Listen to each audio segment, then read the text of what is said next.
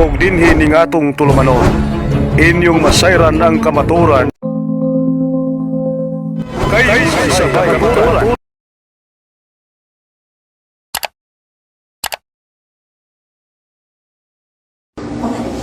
Mga kapatid, magandang araw po. Ang gabi di pala. Bago lang tayo natapos at schedule natin si Ate Christy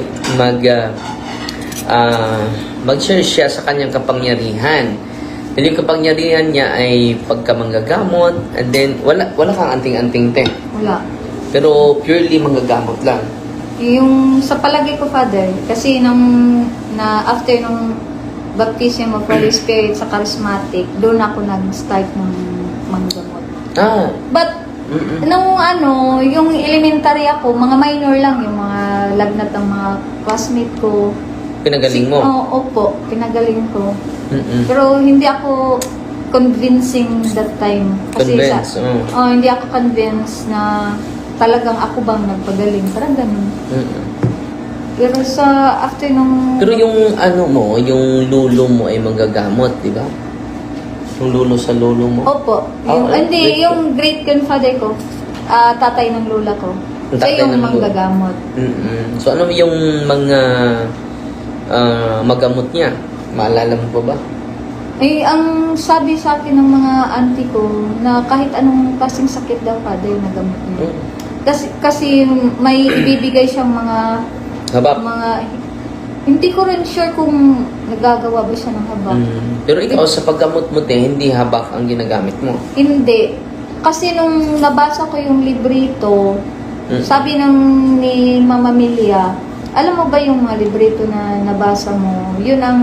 Yung isa, librito ng pagka-magician, yung isa, librito ng pagka-albularyo, yung isa, librito ng sa magiging power mo, at yung isa para gumawa ng mga habak o mga anting-anting. Pero ilang librito ang nakabisado? Yung 4 po. Nabasa ko lang. Nabasa mo. Pero ang nagamit mo?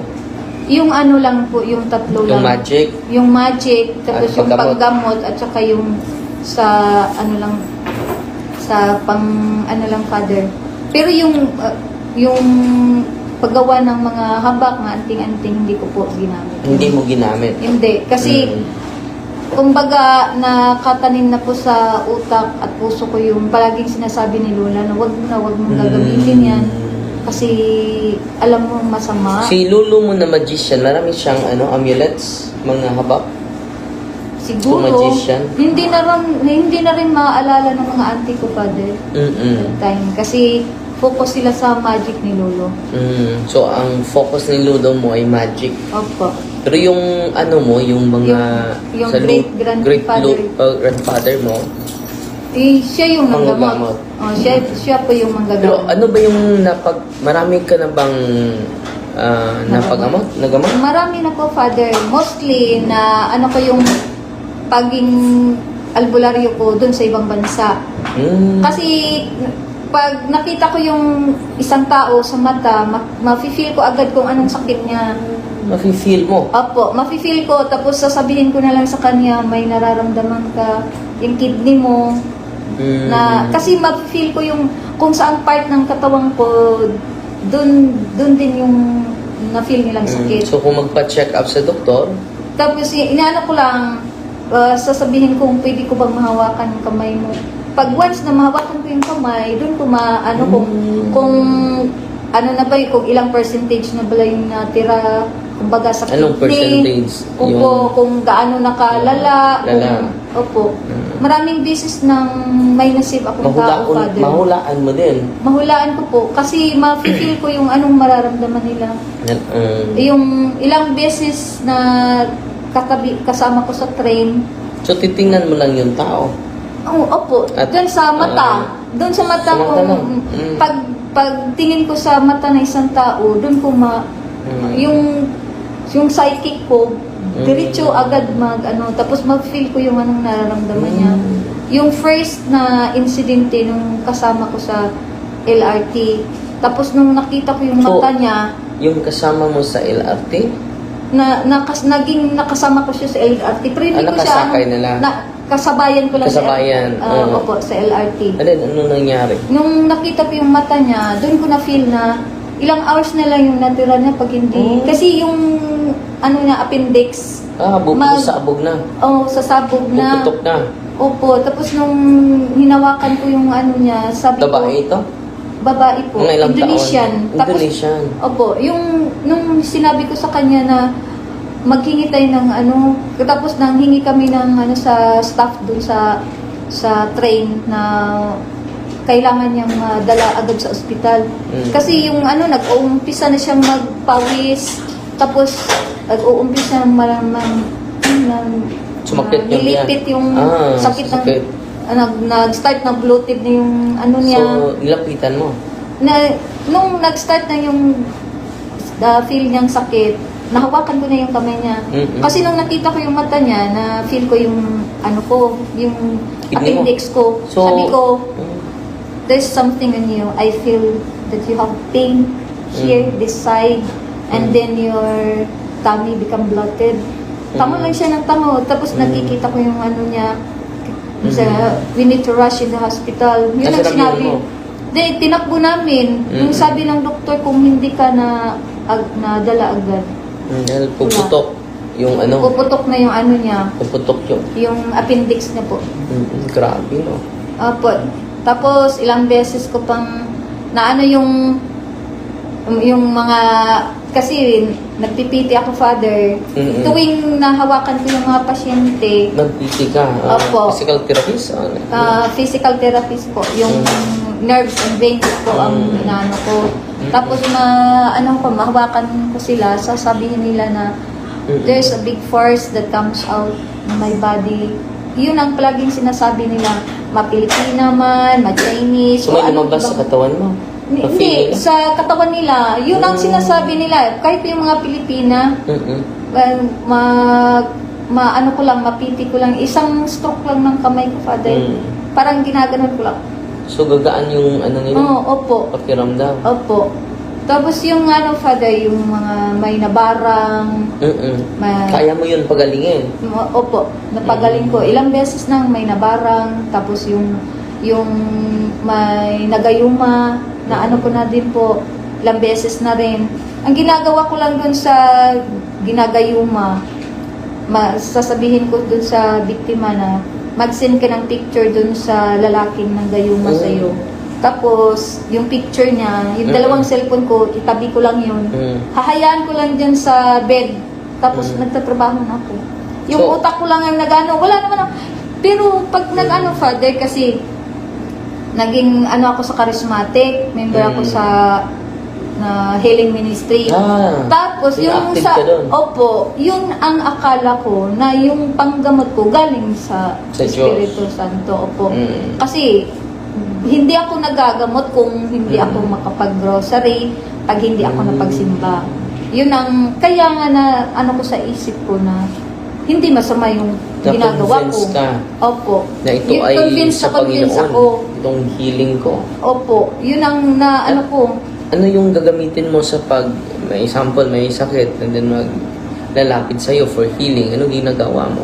Lang, Father, maghingi lang ako ng holy water dun sa simbahan. Holy water din, ha? Opo. Yun ang ginagamit kong, tapos ko, mag-sign of the cross muna ako, tapos magdadasal ako ng 3 Our Father, 3 Hail Mary, 3 Glory Be, bago ko yung tao. Tapos, i-rub ko lang yung holy water kung saan part yung gusto niyang ipahilot, yung ganun. Tapos yung sa naman, yung sa gayuma naman, yung picture lang ng gayuma at yung biktima. Itabi ko lang yung dalawang cellphone. Tapos hahayaan ko lang yun siya. Yung dalawang cellphone? Yung dalawang cellphone lang. Inaano ko tapos... Sino yung isang cellphone? Yung dalawa, kasi yung picture nung isa, yung ng gayuma, at tapos picture sa Facebook? Sa Facebook, sa Messenger lang po. Pinadaan ko lang sa Messenger. So, anong prayer mo na? May prayer ka doon? Wala, Father.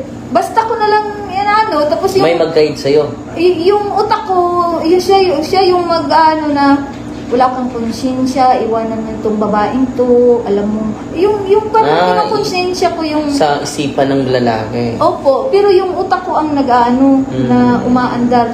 Yun lang yung palagi kong So, ano nangyari? sinasabi. Tapos, After sa ritual mo, after nung ritual, pagka next day, tatawag yung biktima, sis, yung picture niya, unti-unting nagpa-blurred. Tapos sabi ko, hayaan mo, anuhin ko yan ng 3 beses, bali 3 days, after 3 days, Nag-ritual makikita ka. mo yung ano, basta wag mo lang anuhin ha, ay ko yung may ginagawa kang iba, kung baka i-edit mo yung picture para maniwala ako sa iyo, hayaan mo lang yung picture. Tapos next day hanggang pangatlo, hanggang wala na yung ano ng picture ng lalaki. Pag after 3 days father, bali 4 days na, pag nagkita sila, parang hindi na siya kilala ng lalaki. Yung ganun. So, tumalab yung ritual mo sa against sa gayuma. Opo. Pero yun lang ang ginagawa ko, Father, eh. Wala naman akong sinasabi. Basta ang utak ko na lang. Pero madama mo yung mga spirits na may Opo. susama sa'yo. Ang naano ko, kasi pag may ginagawa kong ganyan na, pag nabasa ko yung message na, sis, tulungan mo ako, hindi ko alam kung bakit anong ginagawa ng lalaking to. Tingnan mo yung mukha niya. Mananaginip ako niyan, Father, na naginip ako na magandang babae, tapos sasabihin niya, anuhin mo, siya yung magtuturo sa akin na anong gagawin ko. Mag-guide sa'yo. Siya yung magga-guide. So, therefore, yung mga albularyo may guide talaga. Ay, hindi ko rin alam, Father. Yung guide mo, di ba? Yung guide ko, yung magandang babae ko. Si Brother Gabriel may 5 guide. Sa akin marami. Sa'yo, Iba kasi yung ano ko, Father, pag iba't ibang espiritu. Opo, may lalaki. May magturo sa'yo. Opo. Ito yung gawin. Opo. Kasi yung ano, halimbawa yung sa kulam, iba yung sa kulam, iba naman yung sa barang. Iba din yung espiritu. Opo, na mag-guide sa'yo. ibang espiritu So, din yung... makikita mo ba sila yung forma nila? Ang ko kasi, Father, opinion. So, ito yung- makikita ko sila. Ito yung mga abyan mo. Di ba? Siguro, sila yung ano kasi, sila yung sila palagi magpakita. mag-communicate sa akin eh. So, mag-communicate ka tulad din ni Gabriel, no? Opo. And then, magturo sa'yo ano yung dapat ang gawin. Opo. Kasi halimbawa, kung kinulam siya, tapos yung lumalabas sa kanya, yung isang nakulam, yung lumalabas sa kanya, yung mga blade at saka yung mga bubog. Ang sinabi nung isang abyan ko, lalaki, sabi niya, magkuha ka ng holy water, tapos Siya pa nagturo sa'yo. opo, kaya nga ako, parang confident Na-convince ka. convinced Nasa at Diyos confident ito. ako na Sa Diyos ito. galing ito sa Diyos. Kasi siya Ginagamit ang holy water. Opo, magkuha ka ng holy water, tapos magkuha ka ng bulaklak doon sa Blessed Virgin Mary. Yung offer ng bulaklak. Opo, yun ang gagawin kong tapos ipatong mo sa cellphone, in between sa dalawang cellphone. Kasi tatanungin ko yung biktima kung sino ang suspect niya, kung ma-point out niya yung suspect, madali lang yun. Pero pag hindi niya alam, yung psychic ko na ang magtuturo. Tapos yung isang beses, yung isang Indonesian kinulam. Yung kapwa Indonesian din niya. Pero ang suspect niya yung Ethiopian. Pero sabi ko, hindi, wala akong na-feel sa Ethiopian eh.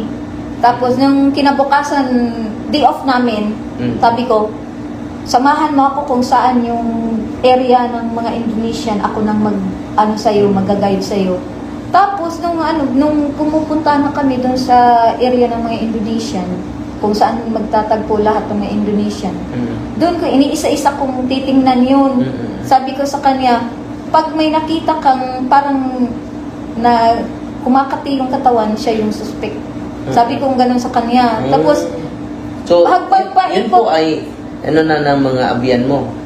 Opo. Kasi yung yung ma-figure out ko yung The mga spirit. mukha. Magsasabi yung babae, yung magandang babae magsasabi na hindi yan dito ka, ano ka pa, lingon ka pa. Tapos yung lalaki, dyan, pag mo lumingon yan, tingnan mo sa mata. Eh di, hinihintay kong lumingon. Pag lingon, Pag lingon niya? doon na, nakita ko yung mata niya, doon na siya nag-ano, hanggang parang nag-ano yung parang napaso ng mantika yung mga balat ko, Father. Ilang minutes lang yun. Bigla siya nangangati, tapos namumula. Yun, sabi ko, siya yung nag-ano sa'yo, nagkulang sa'yo. Ibalik natin.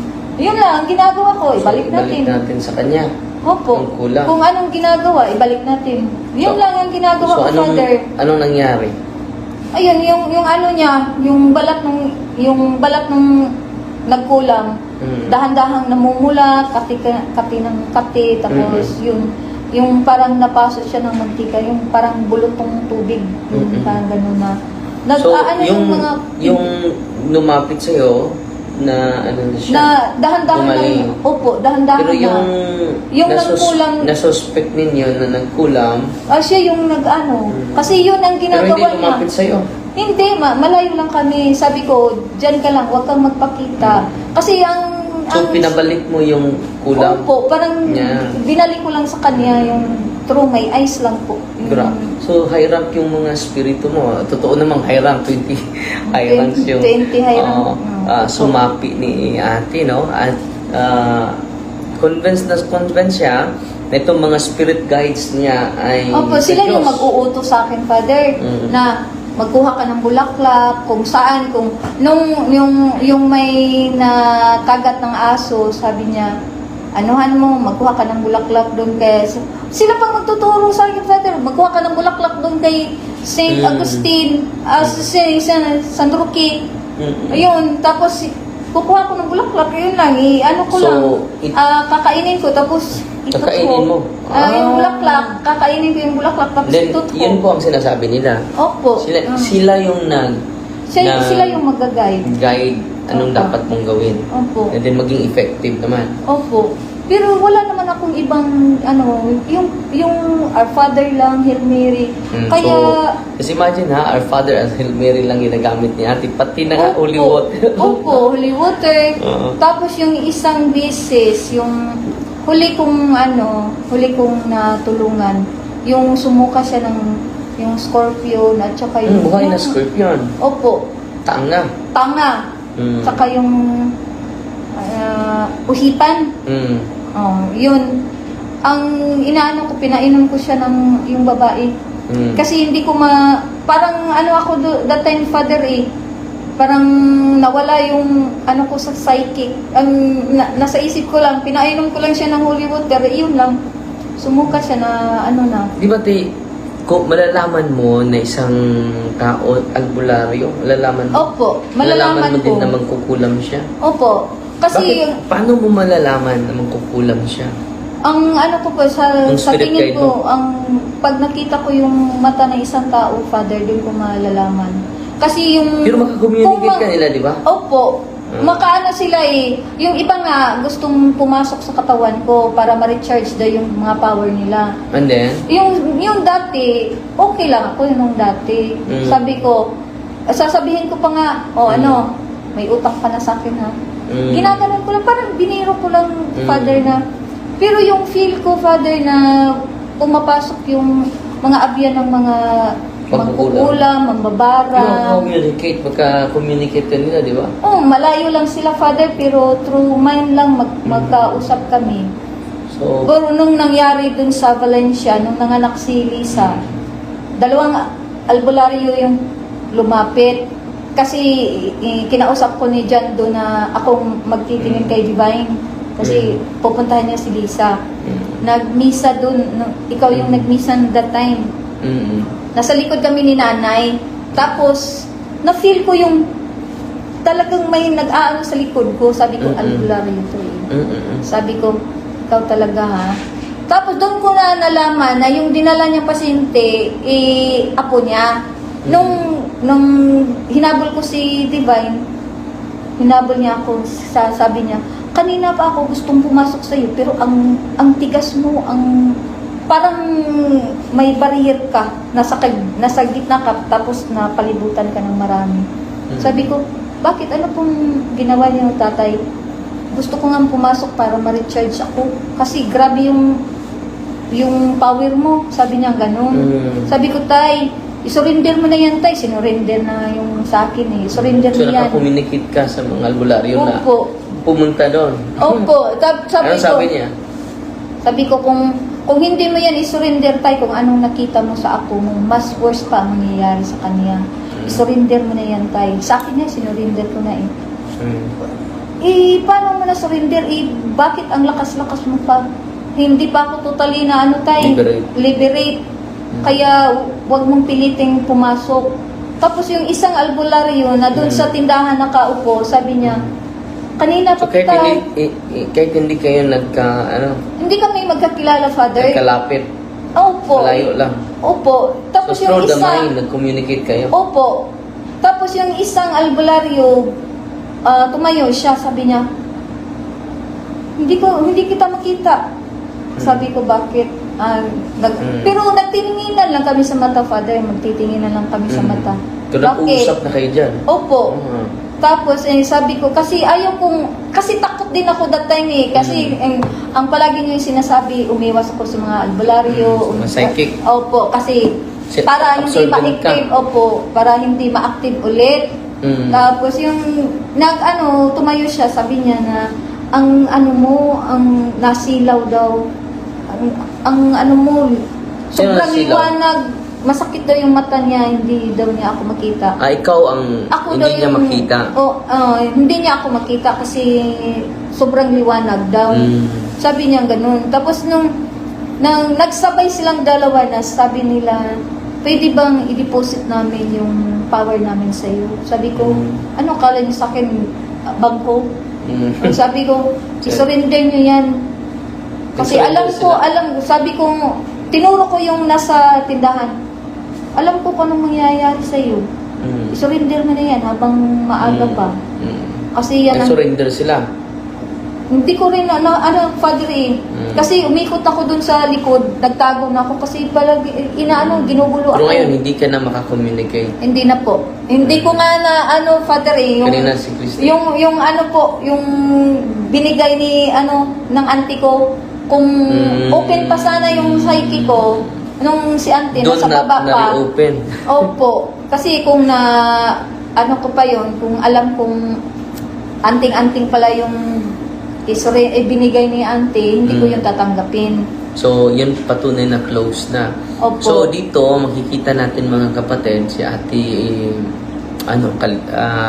mga ninuno niya ay mga okultista, albularyo. At ito po ay nasunod sa kanya, no?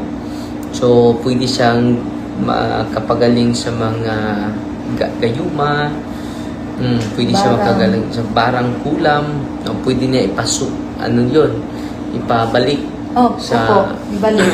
sa mga tao na gumagawa nito. Opo. And then, may spirit guide talaga. Opo. Sila yung nagsasabi. Pero mga ilan yung mga spirit guide mo, te? Mga 20, yung ganun. Kasi iba't iba ang kaso ng mga taong So, iba't iba din yung mga espiritu. Opo. So, akala mo mga good spirit ito? Opo. Nung una po, Father, before ako pumunta sa iyo, kaya nga... Pero sa unang pagpunta mo dito, anong naramdaman mo? Yung unang pagpunta ko dito, Father, first day ko pa lang po, nakita ko na yung kung anong mangyayari sa ministry, kung anong mga demonyo na nandun sa mga tao, nawirduhan ako. Sabi ko nga sa isip ko, bakit ba ako napunta sa lugar na to? Ano ba to? Mas umiwas nga ako sa sarili kong Tapos, napunta ako dito sa sobrang dami. Bakit ganun? Nung ko unang nag-deliveran sa akin si Brad Leo, pero hindi ako nag-react at that time, pag-uwi na. Pag-uwi, Ay, suka ako ng suka, magdamag, Father, hindi ako nakatulog. Talaga, doon na lang ako sa CR doon na lang ako, Nag-upo na lang ako Standby. doon sa CR, tapos Grabe. yung soka ko, Father, hindi matapos hanggang 4 AM. Grabe. Tapos yung nung next day, nung tinawag na yung pangalan ko, bakit ganito yung nararamdaman ko? Ang sakit ng ulo ko, parang gusto kong sumigaw, parang hindi ko alam kung anong mararamdaman ko, parang gusto kong magwala, yung ganun. Tapos hindi ako tumayo. Nung mga bandang alas 7 na yun, 6 something yun, no, lumapit ako kay Brad Obet, sabi ko, kasi nung tiningnan ko yung mga tao, sabi ko, parang okay to.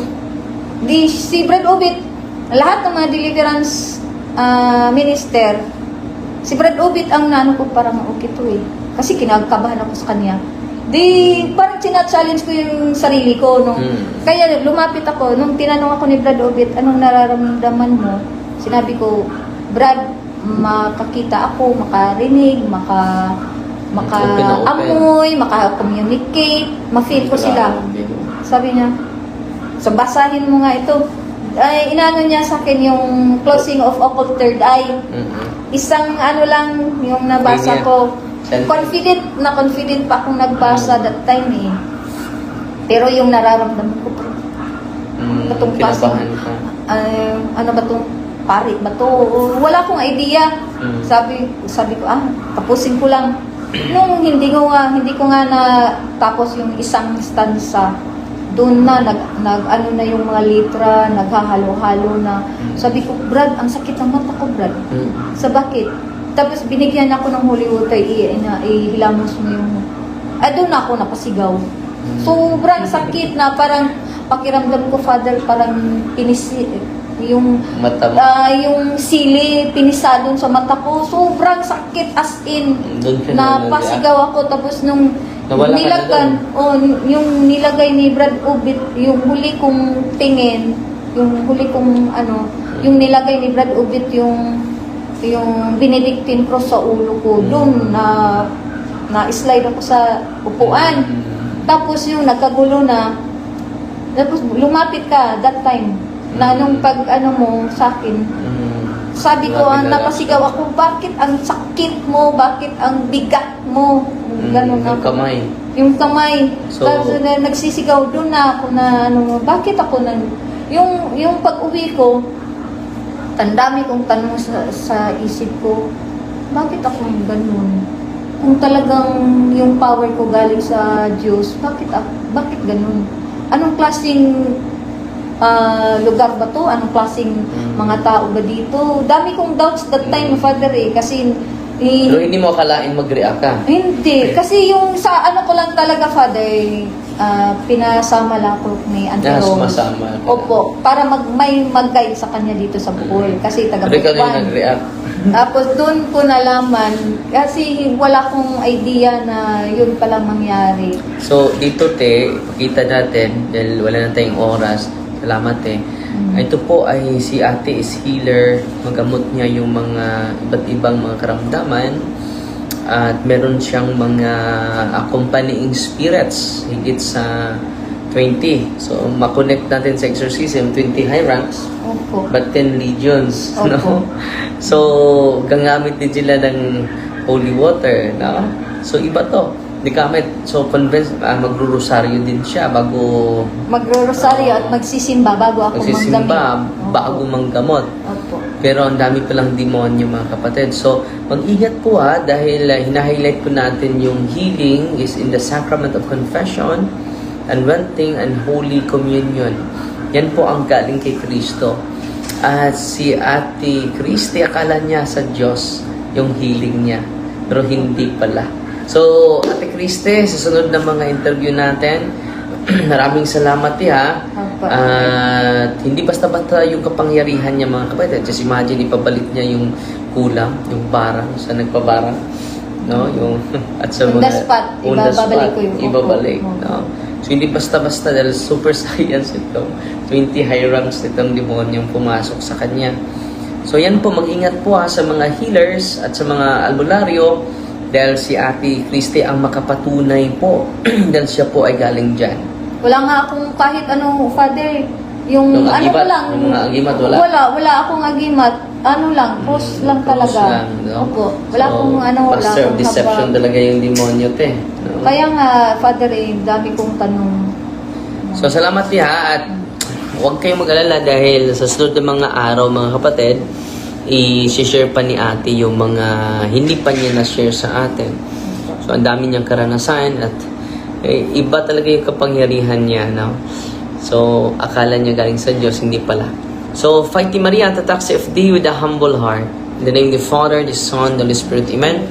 Our Father, who art in heaven, hallowed be thy name. The kingdom come, the will be done on earth as it is in heaven. Give us this day our daily bread and forgive us our trespasses, as we forgive those who trespass against us. And lead us not into temptations, but deliver us from evil. Hail Mary, full of grace, the Lord is with you. Blessed are you among women, and blessed is the fruit of the womb, Jesus. Holy Mary, Mother of God, pray for us sinners, now and at the hour of our death. Amen. In the name of the Father, the Son, the Holy Spirit, Amen. Fighty Maria, tatak sa FD with a humble heart. At sana po, meron kayong natutunan sa unique na karanasan ni Ate Kriste Galindez, taga Talibon po. Talibon. So, Fighty Maria, tatak sa FD with a humble heart. God bless. Ug inyo lang nabati ang mga kamatuoran dinhi ning atong tulumanon. Kay sabay kamatuoran. Ako lang hinaot nga daghang kamog nakatunan. Daghang salamat.